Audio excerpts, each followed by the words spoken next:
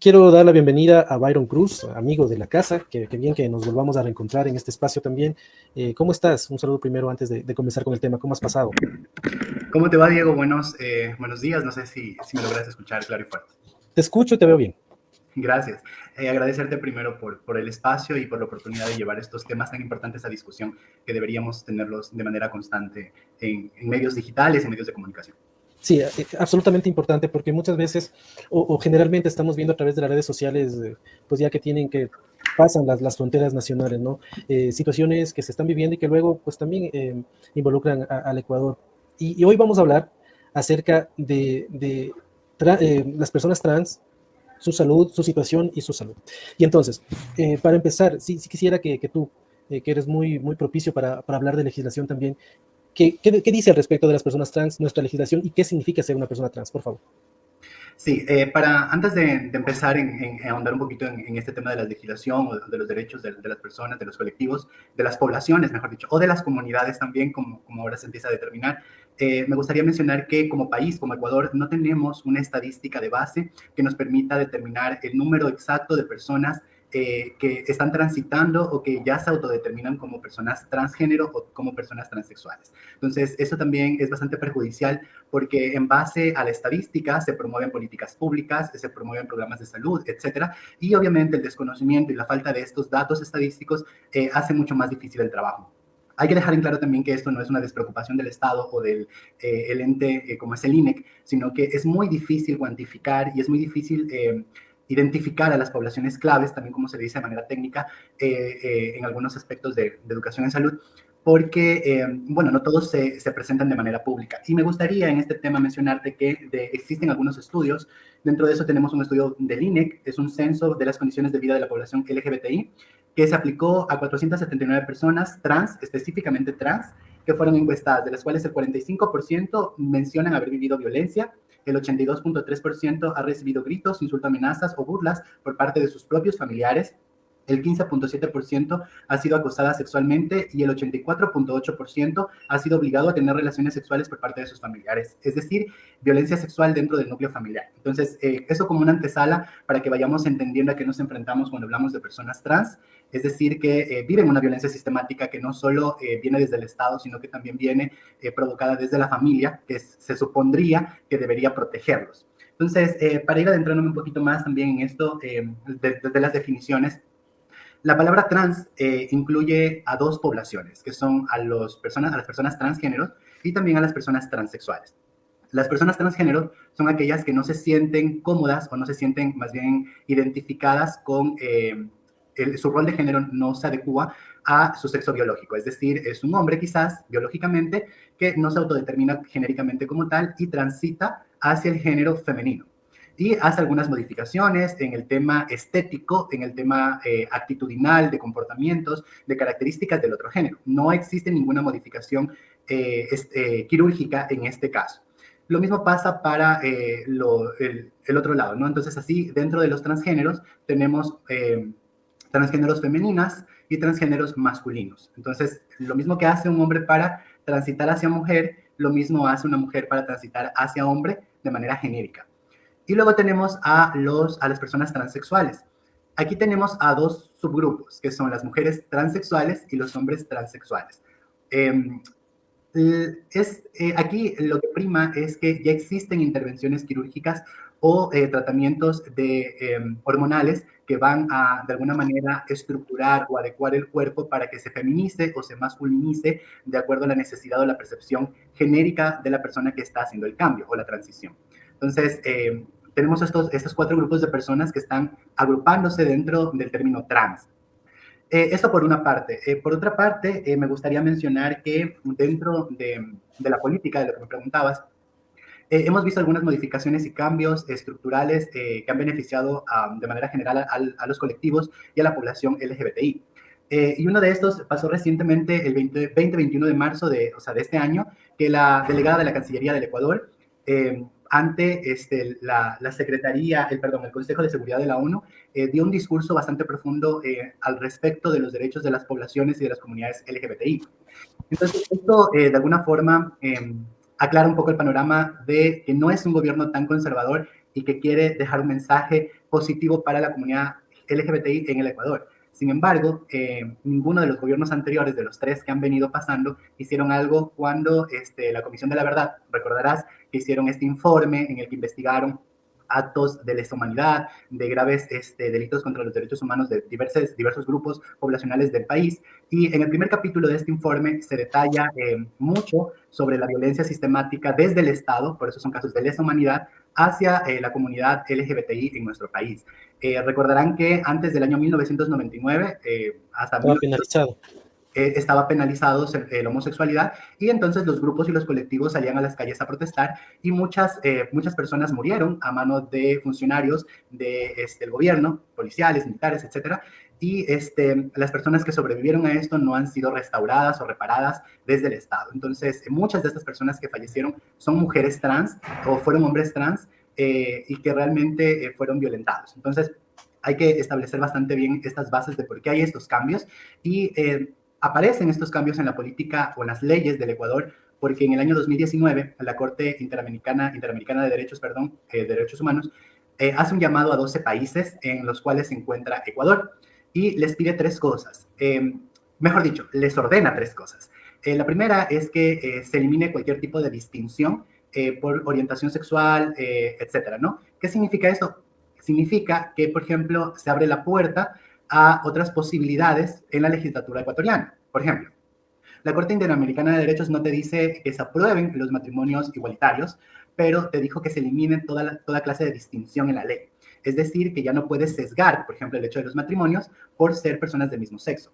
O que, por ejemplo, no le puedes prohibir a una pareja del mismo sexo la adopción, porque ya se está indicando que se debe eliminar toda distinción en cualquier ámbito público, jurídico, de las instituciones del país.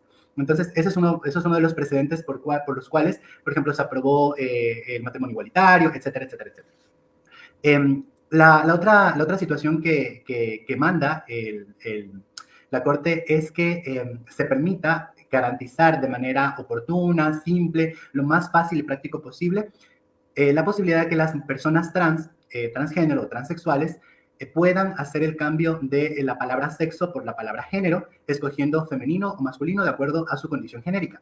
Y esto, en cambio, abría la puerta a que ellos puedan cambiar también su nombre completo, acoplarlo al género que estaban escogiendo. Entonces, de esta manera también ya se abrió esta otra puerta, ¿no? Y bueno, y la otra era el tema del matrimonio igualitario, que ellos hicieron un acápite específicamente para eso, pero como vemos en nuestro país, a partir del 2016, ya se instauró el tema de la modificación en la cédula de la palabra sexo por género y el cambio de los nombres por única vez. Uno de los requisitos para esto era, por ejemplo, que se presenten 2 testigos para que den su testimonio de que esta persona durante algún tiempo de su vida social, etcétera, se presenta en base al género que está adoptando.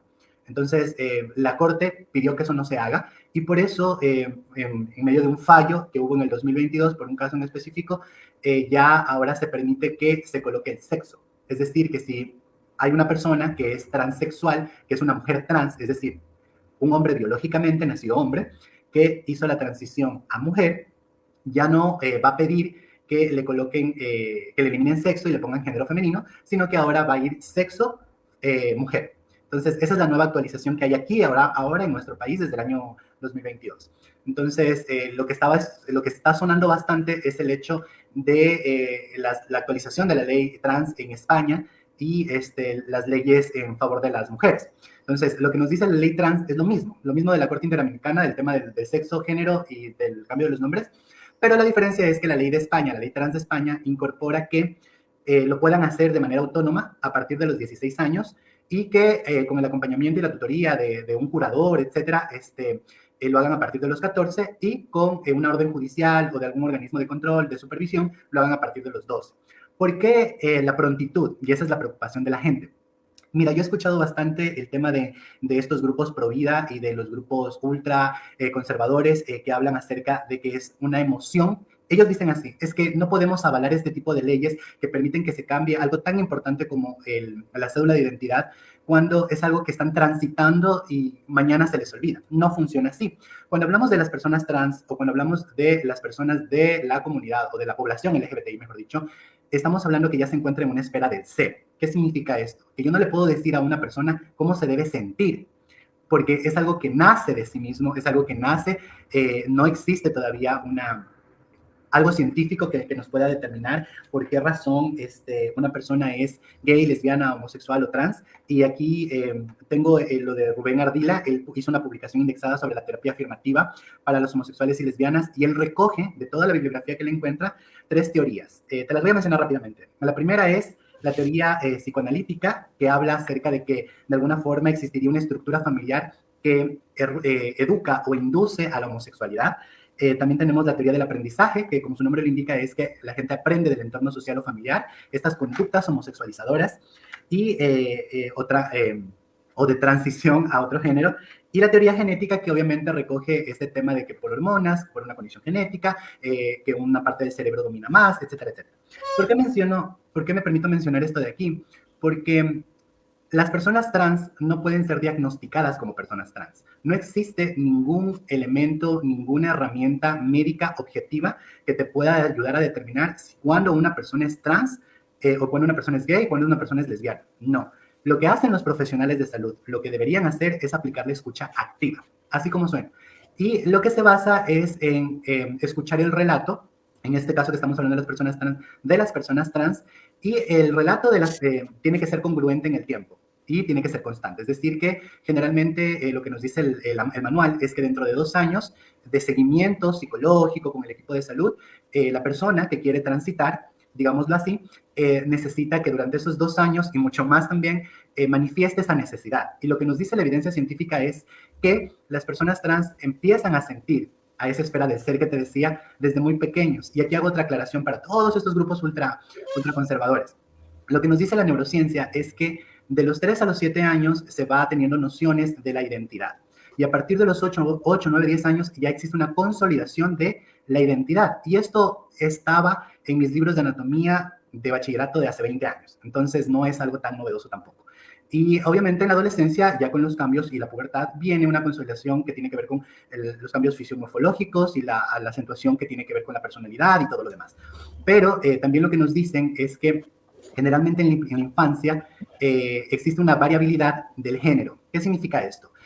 Que tenemos una niña que le gusta Superman, Spider-Man, y dice, mami, cómprame un disfraz de Spider-Man, yo quiero ser como Spider-Man. Existe una niña que le gusta Peppa Pig, quiere ser como Peppa Pig. Existe un niño que le gusta tener los poderes de la Elsa de Frozen, porque lanza hielo, entonces se identifica y transita, pero no significa que se quede en eso. Es decir, que no es muy común, pero sí existen casos de esta variabilidad genérica en la infancia, pero que se consolida a partir de los 8 años. ¿Qué quiero decir con esto? ¿Qué quiero transmitir? Que los niños, ya siendo niños, se identifican. Y les pregunto a todos los oyentes de tu programa y de la radio, ¿cuándo fue la primera vez que les llamó la atención una niña o un niño? A los 8, a los 9 años, nos llamó la atención, no sexualmente, pero ya teníamos una sensibilidad emocional y afectiva hacia alguna compañerita o compañerito. Lo mismo pasa acá. ¿Ya? Entonces, eso está clarísimo, o sea, no está en tela de discusión. Quizás por qué razón pasa, sea todavía el tema, el meollo del asunto, pero estos procesos ocurren así y son naturales y deben tratarse como naturales. Oye, íbamos a hablar también acerca, ya nos has dado los antecedentes de la situación y de la convivencia.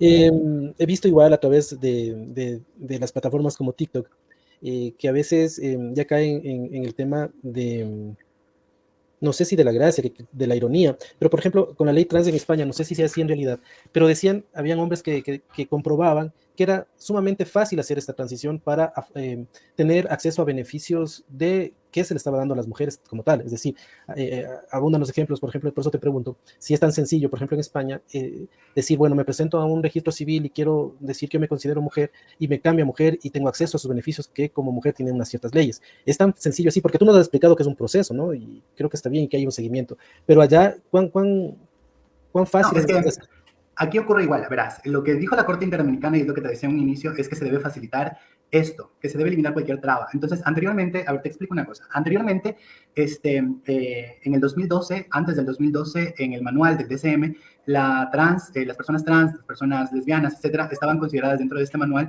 que es el de diagnóstico de enfermedades, de trastornos mentales. Aquí se mete todito los problemas o las enfermedades mentales que existen. Entonces, en el 2012 se lo eliminó.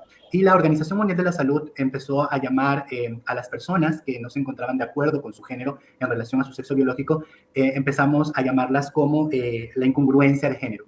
Incongruente, es decir, que no existe congruencia entre el sexo biológico y la identidad de género que tiene la persona. Pero en Ecuador se empezó a hablar de la disforia de género. Cuando una persona está muy feliz, muy alegre, se siente eufórico. Decimos que está eufórico, que está conforme con lo que está pasando. Pero cuando hablamos de una persona que no lo está, es una disforia. Entonces, dentro de nuestro país, anteriormente, antes del 2012, si es que existió algún caso de estos, que debieron haber existido, se los trataba como lo que decía el DSM, que era un trastorno. ¿Ya? Entonces, anteriormente se pedía exámenes médicos, se pedía que exista un comité para que puedan aprobar o validar, etcétera, etcétera, si es que esta persona tenía una enfermedad o un trastorno, o realmente era que tenía una disforia de género, ahora lo llamamos así.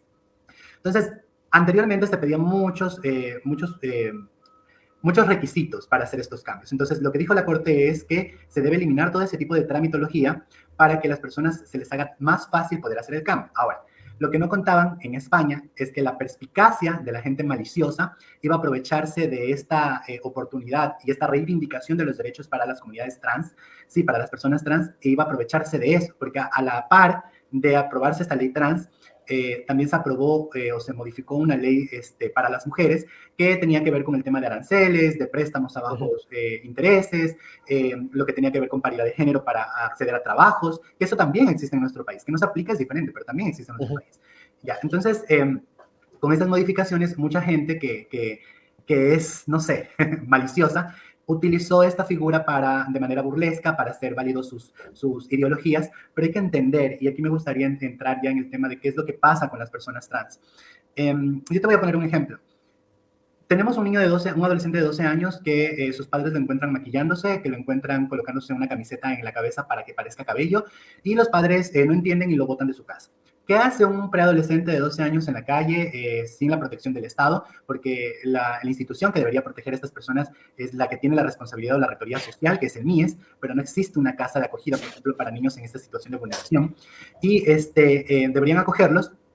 ¿Y qué hacen estos niños? La mayoría de personas trans con las que yo he conversado me cuentan que han tenido que recurrir en algún momento de su vida al trabajo sexual, es decir, que se las orilla esto, y también se enfrentan a diversos tipos de factores de riesgo, como es la trata, el tema de infecciones de transmisión sexual, otras enfermedades, no tener una vivienda digna, no poder tener un acceso al trabajo, aparte de eso la discriminación social. Entonces es un sinnúmero de factores que hacen que las leyes los traten como vulnerables porque están siendo vulnerables. Y aquí hay que entender algo, no todo el mundo que pertenece o que se autoidentifique es vulnerable.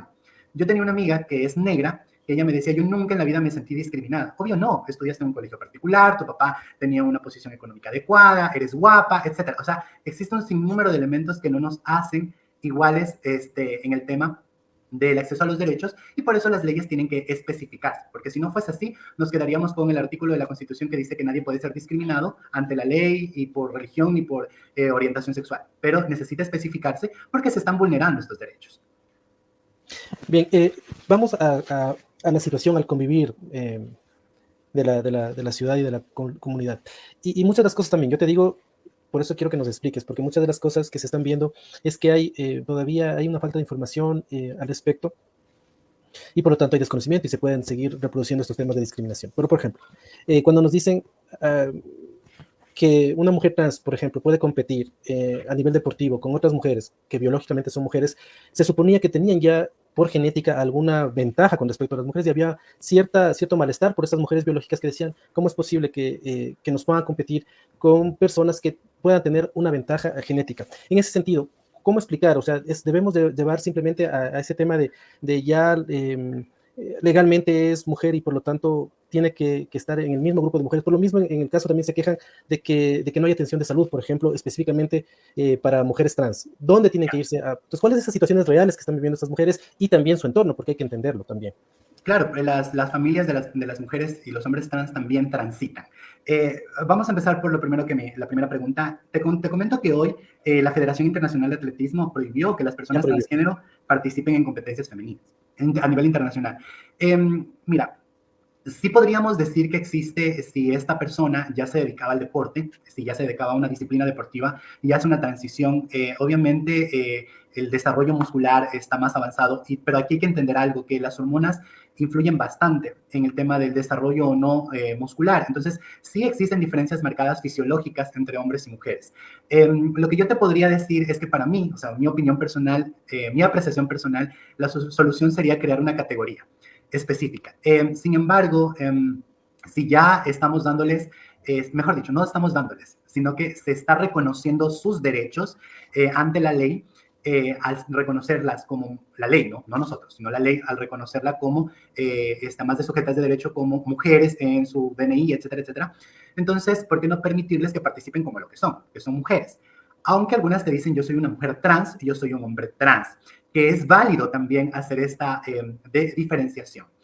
En este tema, yo te podría decir que, por ejemplo, he visto en cambio algunos memes que dicen, después de 10.000 años lo que van a ver es a un Roberto y no a una María.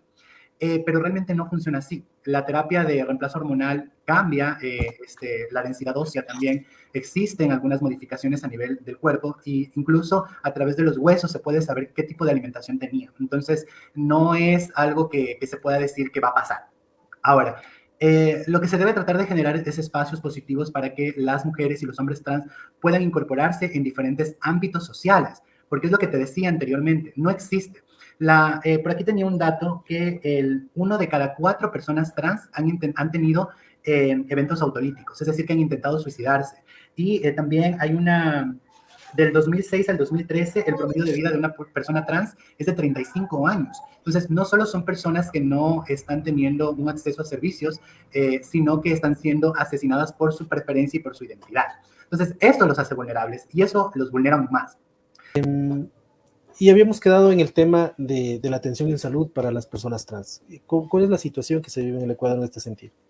Sí, antes de eso te quería mencionar que dentro del artículo 94 que te hablaba que pertenece a la Ley Orgánica de Gestión de la Identidad y Datos Civiles, en la que se permite o se promueve que se cambie o actualice el nombre, sexo, género y los nombres por única vez. Uno de los requisitos también es que sea mayor de edad, que sea mayor de 18 años. Es la diferencia que teníamos con la ley trans de España. Pero te quería leer rápidamente esto de aquí, que lo establece la Corte Interamericana de Derechos Humanos en su documento, en el numeral 149, establece que los niños y las niñas son titulares de los mismos derechos de los adultos y de todos los derechos reconocidos en la Convención Americana. ¿Qué se establece en esta Convención Americana? Los 3 elementos que te había mencionado, lo del matrimonio igualitario, lo de la eliminación de cualquier tipo de distinción y lo de los cambios de los nombres a razón del cambio del género por el sexo. Perdón, el sexo por el género. Entonces, significaría que las niñas y niños que se consideran, que se autodefinen como trans o que están teniendo ya estas necesidades de muy temprana edad, como les había dicho, 3, 4, 5 años, podrían utilizar este acápite de la Corte Interamericana de Derechos para exigir, valga la redundancia, el derecho del cambio del término género o sexo y sus nombres. Entonces, es algo que se está demandando en algunos casos actualmente en Ecuador y eso es, creo que, lo que llama mucho la atención de que haya niños que exista niñez y adolescencia trans. Sí, volviendo al tema de la salud. Mira, a nivel del Ministerio de Salud existe un manual de atención en salud a personas lesbianas, gays, trans y también intersexuales. Este se lanzó en el 2016 y me parece que se reformó en el 2019-2020. La verdad no lo puedo establecer bien porque no lo encontré. Algo pasa con el repositorio del Ministerio de Salud que está colgado, no encuentro los documentos. En fin, este documento lo que hace es establecer unas líneas de acción básicas para la atención de la población LGBTI en el tema de cómo cómo debe llegar el paciente o la paciente al establecimiento, cómo recibirlo y cómo canalizarlo y derivarlo. Entonces, yo te hablaba hace algún momento acerca de que en nuestro país se utiliza el término disforia de género. Y yo te mencionaba también que en el 2012 pertenecía como un problema de salud mental dentro del DCM. Bueno, cuando hubo este cambio en el manual de atención nuestro del 2016, se incorporó el término disforia de género. ¿Pero por qué razón? Porque todos los sistemas sanitarios de América Latina o el mundo se rigen a una ley que es la codificación de los CIE-10, a la cual se adaptan, todos los sistemas sanitarios. Esta codificación de CIE-10 es nada más que, por ejemplo, si a mí me duele la cabeza, me duele la barriga o tengo diabetes, no lo colocan en la historia clínica como diabetes, sino que colocan esta codificación. Entonces, como yo te decía anteriormente, las personas trans no son diagnosticadas porque no es una enfermedad.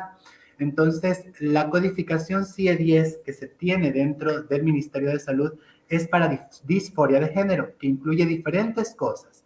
Esto solamente se lo utiliza porque, por ejemplo, si es que llega una paciente, una mujer trans, a hacerse una revisión en un establecimiento de salud tipo A, tipo B, etcétera, básico de primer nivel, y necesita, por ejemplo, un examen gastrointestinal, no sé, un examen del corazón, que no lo pueden hacer dentro de este nivel de resolución, necesitan referirlo a un hospital que es un segundo nivel y hay que enviar una referencia.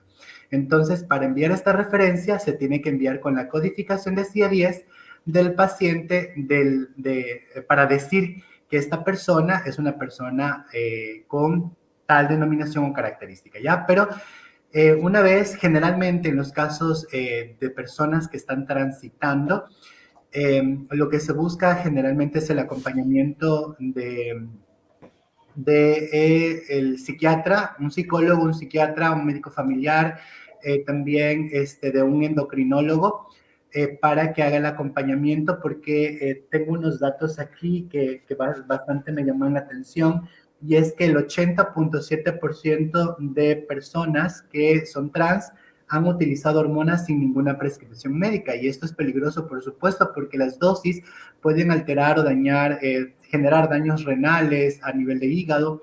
Entonces, es muy drástico los cambios que puede generar. Entonces, por esta razón se utiliza la codificación para hacer las diferenciaciones y hacer el acompañamiento. Es decir, que el personal de salud debería hacer un acompañamiento para el proceso de transición. Ya te decía que aproximadamente debería durar en revisión, en constantes citas con psiquiatría, con psicología, etcétera, para que se mantenga en el tiempo esta autodeterminación, ¿no? Pero la ley ahora, como te lo leía la resolución del artículo 94 del LOGIDAC, no pide ningún informe médico ni nada por el estilo para hacer el cambio.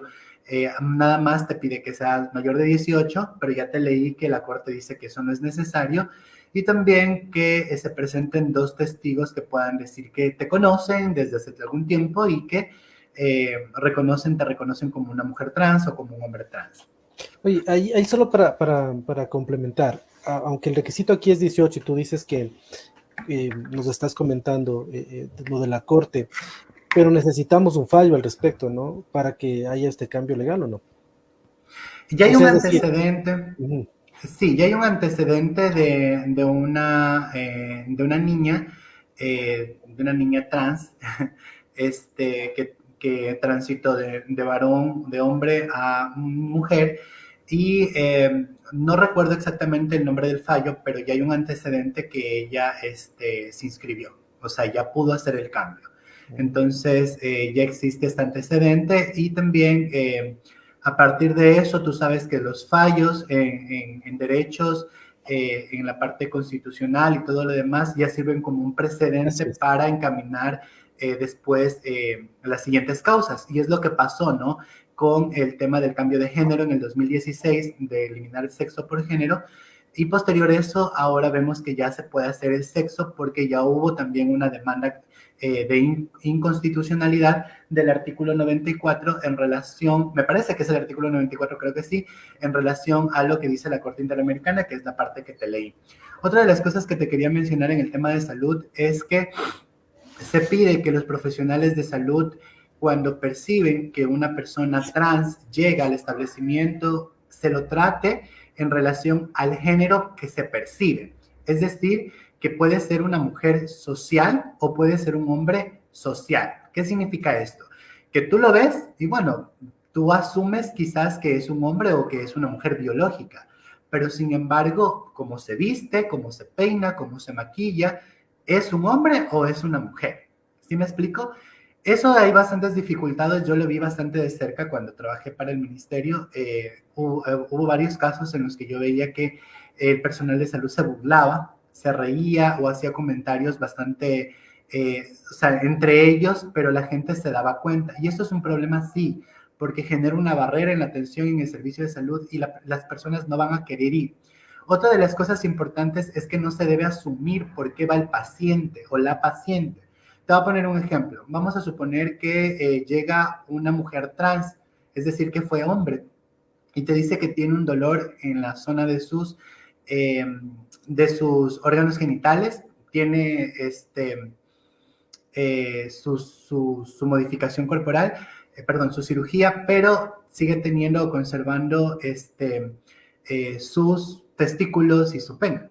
Entonces, podría ser que tenga cáncer de la próstata, podría ser que tenga algún dolor testicular. Entonces, lo principal que tiene que hacer el personal de salud en estos casos es preguntarle si con qué sexo biológico nació. Durante la anamnesis se le tiene que preguntar con qué sexo biológico nació, fue hombre, es mujer, se le tiene que, o es intersexual, es decir, que nació con sexo ambiguo, que antes se le decía así, es decir, con pene y vagina. Y eso también es importante de saber, que la gente entienda.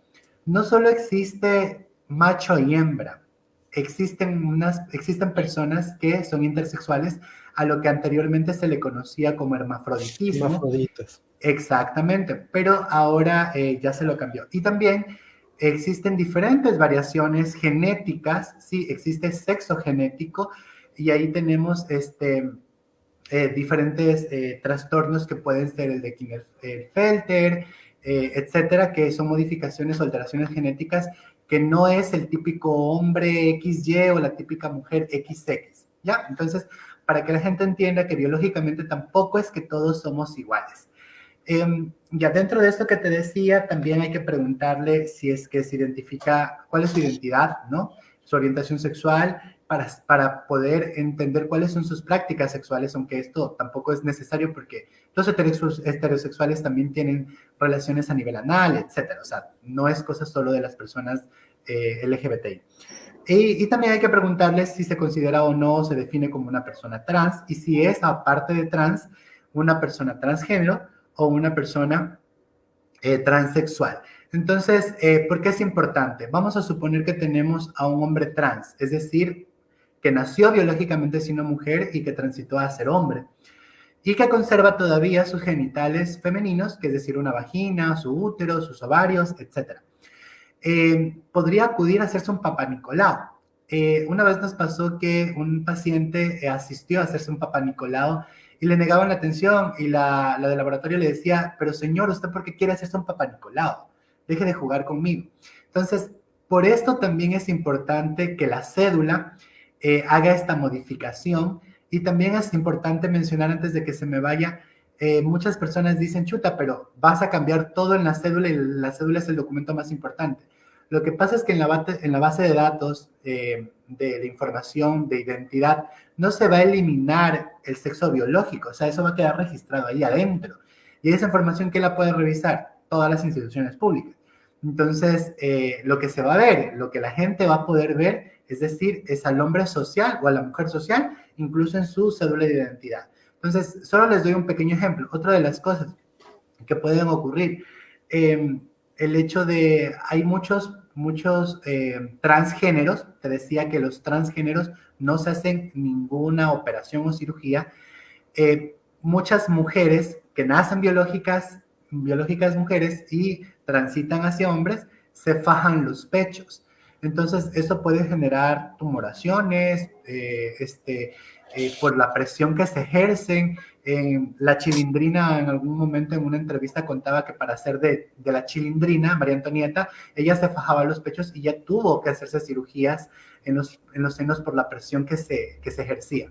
Entonces, lo mismo pasa acá con los hombres trans, y tienen que hacerse mamografías, tienen que hacerse revisiones porque biológicamente todavía siguen conservando esas características fisiológicas. Entonces, por eso es importante entender que la atención en salud tiene que ser diferenciada y específica, y el personal tiene que estar más que sensibilizado, capacitado para saber cómo atender a estas personas. Entonces, creo que ese es el reto que tenemos a nivel de salud.